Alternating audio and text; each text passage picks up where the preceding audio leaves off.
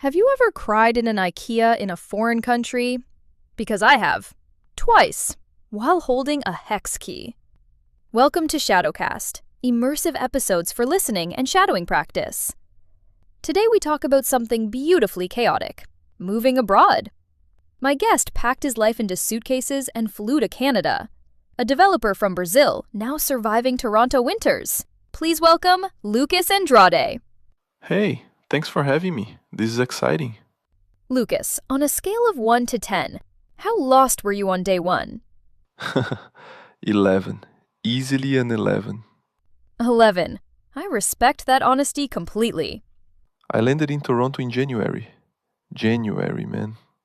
Oh no, a Brazilian. In January. In Canada. Minus 20 degrees and I brought one light jacket. One jacket. Just the one. I genuinely did not understand what minus 20 felt like. Nobody does until their face stops working. My face stopped working on the walk from the airport. Welcome to Canada. Your cheeks have left the chat. Okay, so what was the very first moment of pure panic? Honestly, ordering coffee the next morning. Coffee? How complicated can coffee be? The cashier asked, double or regular? I froze. Espera. What does double even mean? 2 creams, 2 sugars. Canadian coffee culture, apparently. And you just nodded and accepted your fate? I said yes, please, and pretended I knew everything. That is peak survival instinct. I love it. The coffee was actually terrible, but I drank it with pride. Now, did you ever accidentally offend someone culturally? Oh, yes, at work. First week. First week. Okay, tell me everything right now.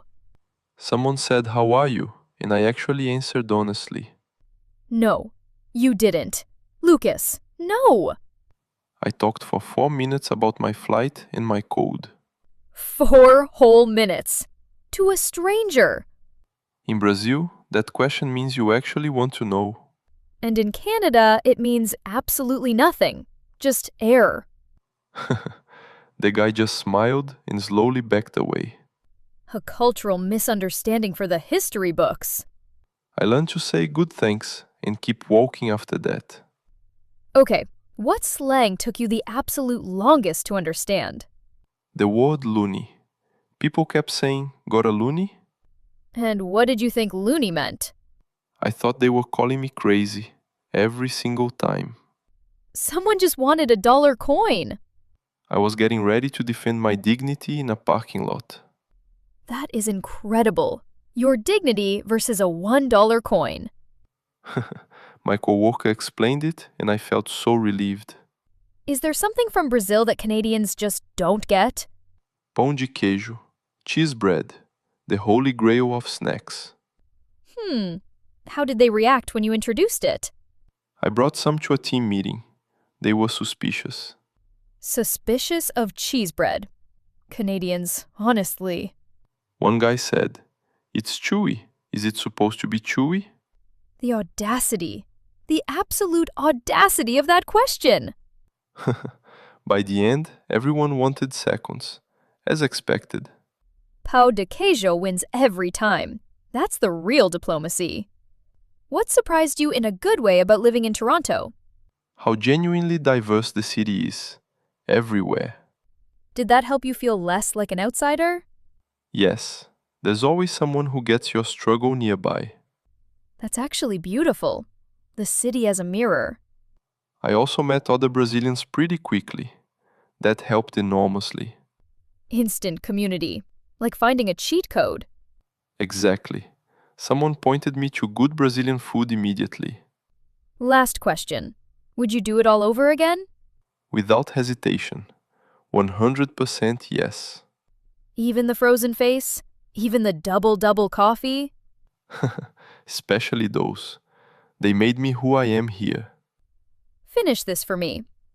Nobody warned me that moving abroad means...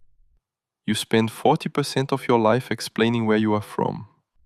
Every single day. Every meeting. Every coffee shop. But honestly, It opens every conversation beautifully. That's a golden perspective. Lucas, thank you so much. This was genuinely fun. Loved every second. Migration is messy, cold, and absolutely worth it. If this episode spoke to you, share your own story. Check out Shadowly. The link is in the show notes. It's a daily training app to build real language fluency. Like Lucas, the more you show up, the more natural it gets. Until next time, pack light, dress warm, and stay curious.